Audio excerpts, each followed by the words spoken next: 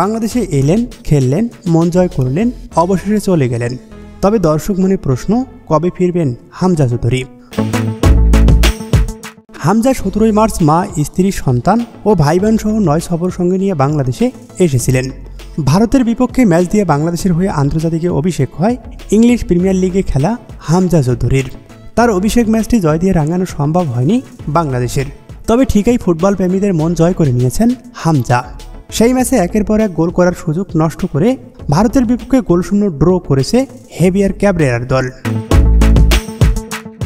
জাতীয় দলের ম্যাচ শেষ করে আজ ইংল্যান্ডের উদ্দেশ্যে পাড়ি জমিয়েছেন হামজা।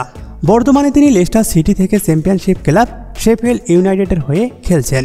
আগামী 28 মার্চ দিবাগত রাত 2টায় কভেন্ট্রির বিপক্ষে গুরুত্বপূর্ণ ম্যাচ থাকায় দ্রুত ইংল্যান্ডে ফিরে যাচ্ছেন তিনি। এরপর 10 জুন সিঙ্গাপুরের বিপক্ষে এশিয়ান কাপ বাছাইয়ে হোম ম্যাচে খেলতে আবারও বাংলাদেশে আসবেন তিনি।